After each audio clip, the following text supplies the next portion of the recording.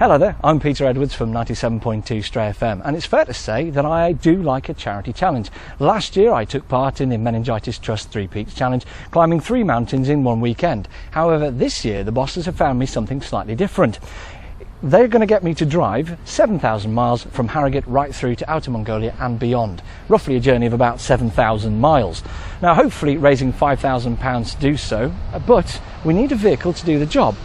We would think something along the lines of a 4x4, possibly even something with air conditioning, because of course it is going to get very hot in some of the countries.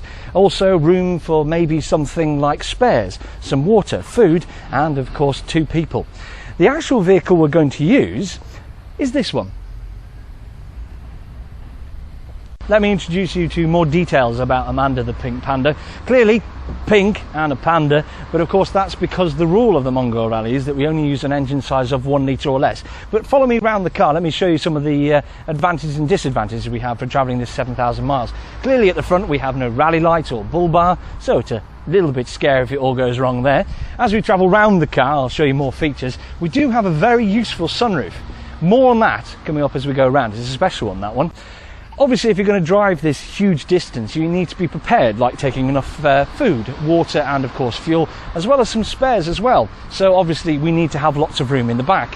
So if I open up this door, which actually has worked for the first time in donkeys, you can see in the back that it's not really very cavernous. Clearly we have some spares, and a very useful addition to the car which came, that as well. That was included in the £50 we spent on the vehicle as well.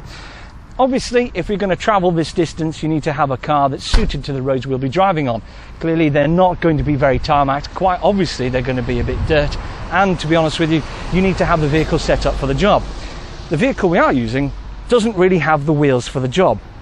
You can clearly see they're normal road tyres. Obviously, it is a pink Fiat Panda, so I'll show you what's on the inside as well, and whether or not it gets any better. Clearly the colour of the car doesn't get much better on the inside either.